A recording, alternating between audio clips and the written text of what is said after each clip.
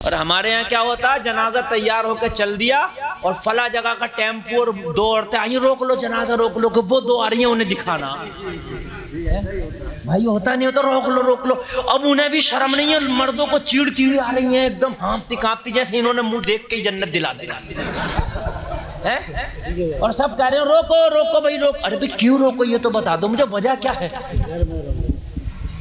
یہ تو ایک تو حرام کام ہے یار، غیر عورتیں ہیں، یہ دو حرام کام ہو رہے ہیں۔ ایک تو سب کو چیڑتی ہوئی آ رہی ہیں، زندے انہیں دیکھ رہے ہیں، یہ زندوں کو دیکھ رہی ہیں، یہ حرام، دوسرے اس مردے کو دیکھ رہی ہیں، وہ حرام نہیں دیکھنا چاہیے، کیوں دکھا رہے ہیں آپ؟ اور اس وقت میں تو اگر سگی بیٹی کا بھی میٹر ہونا تو مردوں کے سامنے لا کے یار دکھانے کا کیا مقصد ہے؟ ایک بار چہرہ دیکھ کے تو کیا کر سکتا ہے؟ اب چل دیا تو چل دیا جنازہ یار۔ اچھا عورت کا انتقال ہو جائے تو میں نے دیکھا مرد دیکھتے ہیں اسے، محلے کے مرد دیکھ رہے ہیں، گاؤں کے دیکھ رہے ہیں۔ بھائیوں حرام ہے یار، حرام ہے۔ اور ایک بات بتاؤں، محرم کو یعنی جس کو آپ دیکھ سکتے ہو، ایک مسئلہ اور سن لیجیے آپ یہاں پر، اس کے بعد آگے بڑھوں گا۔ جیسے مثال کے طور پہ کسی عورت کا انتقال ہوا، ٹھیک، تو وہ عورت کا جنازہ عورت کے عورتوں کے قبضے میں رہنا چاہیے، یعنی اس کے آس پاس ارد گرد عورتیں ہی رہیں، کفنائیں گی بھی وہی، نہلائیں گی بھی وہی، تیار بھی وہی کریں گی، مرد دور ہی رہے۔ بات سمجھ رہے ہیں آپ؟ کسی مرد کا اگر انتقال ہو گیا تو عورتیں اس جنازے سے دور رہیں، اور جو مرد اس مرد کو دیکھنے کے لیے آئیں تو اس چیز کا خاص خیال رکھیں۔ کبھی کبھی ایسا ہوتا ہے کہ جب مرد کی میت پڑی ہوتی ہے نا تو اس کے گھر کی بچیاں اتنا روتی ہیں کبھی کبھی کہ ان کو اپنے دوپٹے تک کا ہوش نہیں رہتا۔ یہ ہوتا نہیں ہوتا، بیٹیاں رو رہی ہوتی ہیں، بہنیں رو رہی ہوتی ہیں، بیوی رو رہی ہوتی ہے، تو ان کو کبھی کبھی، حالانکہ اتنا رونا نہیں چاہیے، شریعت میں اتنا رونے کی اجازت نہیں، مگر کبھی کبھی بے قابو انسان ہو جاتا ہے، اور بھائیوں بال بھی کھل جاتے ہیں، دوپٹہ بھی، گلے بھی کھل جاتے ہیں، ایسا بھائیوں ہوتا۔ اب ہم کیا کرتے ہیں، وہ تو رو رہی ہیں، گھر کی بچیاں ہیں غم میں، اور ہم کیا کرنے، جنازے کو میت کو دیکھنے آ گئے۔ ایک نظر میت پہ پڑتی ہے اور ایک نظر ان بے پردہ بچیوں پہ پڑتی ہے کہ جن کے سر پہ دوپٹے نہیں، جس کے گلے کھلے ہیں۔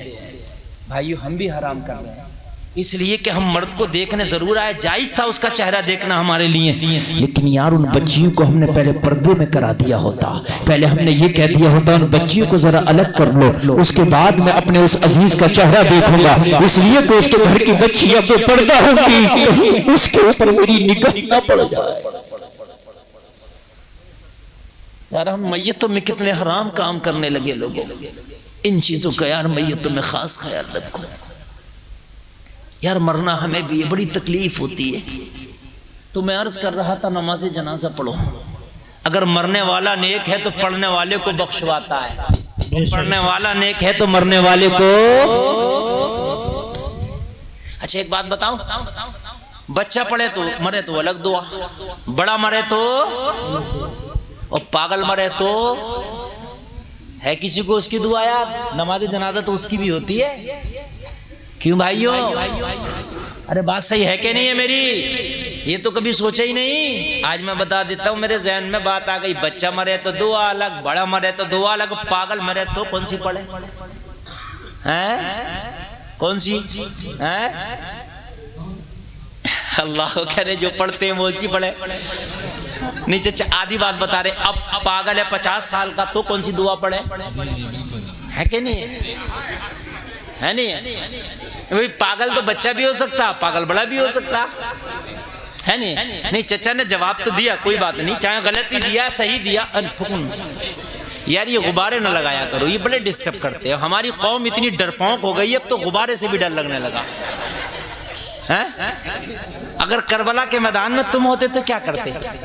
حسین کہتے ادھر چلو تو ہارٹ پڑتا، پٹے سے مر جاتا، کہتا 22 ہزار کے مقابلے میں جائیں گے 72، مرواؤ گے کیا؟ میرے پیارے یہ غبارے نہ لگایا کرو، یہ ڈسٹرب کرتے ہیں یار۔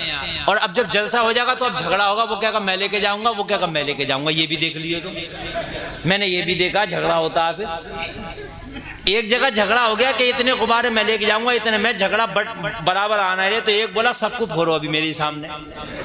ہاں بس، تو یار یہ سب کام مت کیا کرو، اور کچھ لگا لیا کرو برابر، اور اگر لگا ہی دیے تو پھوٹ رہے تو تم مت ڈرو، ہے کہ نہیں؟ کلمہ پڑھو لا الہ الا اللہ محمد الرسول اللہ۔ میں یہ چاہتا ہوں کہ آپ میری گفتگو سنو تو اس کو مزاحی انداز میں نہیں سنو، آج حقیقت میں سنو۔ بہت اچھا۔ قرآن میں ہے کہ آپ مسکرا سکتے ہیں، اجازت ہے قرآن میں ہنسنے کی لیکن مسکرانے کی۔ فَلْيَضْحَكُوا قَلِيلًا وَلْيَبْكُوا كَثِيرًا، حکم ہے قرآن میں کم ہنسو زیادہ رو، تو کم ہنسنے کی اجازت ہے، ٹھیک ہے، کم آپ اپنے مسکرا سکتے ہیں زندگی میں، اتنی اجازت ہے، لیکن وہ بھی موقع محل دیکھ کے۔ مسجد ہے آپ مسکرانے نہیں، مسجد میں تو آپ وہاں رو زیادہ، ٹھیک ہے، یہ اللہ اس کے رسول کی محفل ہے، یہاں پر بھی جتنا آپ ایموشنل ہو کے سنیں گے نا اتنا اچھا رہے گا۔ تو آپ سن لیجئے، مرنے والا پاگل ہے اور اگر 50 سال نہیں 100 سال بھی اس کی عمر ہے تو اس کے لیے دعا بچے والی ہی پڑھی جائے گی۔ اب میں اس کا وجہ بھی بتاؤں گا آپ کو۔ اگر مرنے والا پاگل مرد ہے تو بچے والی، اور مرنے والی پاگل عورت ہے، چاہے 50 سال کی ہے 60 سال کی ہے، بچی والی۔ کیوں؟ یہ تو 50-60 سال کی تھی، اس لیے بچے پہ جو دعا پڑھی جاتی ہے وہ اس کی بخشش کی نہیں، اپنی بخشش کی پڑھی جاتی ہے۔ اس کی بخشش کی نہیں، اپنی بخشش، اس لیے کہ یہ تو بچہ گناہگار نہیں، بخشایا ہے، یہ تو بالغ ہوا نہیں تھا، اس پہ احکام شرع لاگو ہی نہیں تھے۔ بچے نے نماز نہیں پڑھی تو کوئی گناہ نہیں کیا، اس لیے کہ نماز فرض ہی نہیں ہے۔ ایسے ہی پاگل پہ احکام شرع لاگو نہیں ہوتے، وہ تو پاگل ہے۔ اگر پاگل نماز نہیں پڑھے تو حساب نہیں ہوگا، اس لیے کہ اس پر نماز فرض ہی نہیں ہے۔ نماز فرض ہے ہر مسلمان مرد عورت عاقل بالغ پر۔ بے شک، سبحان اللہ، بے شک۔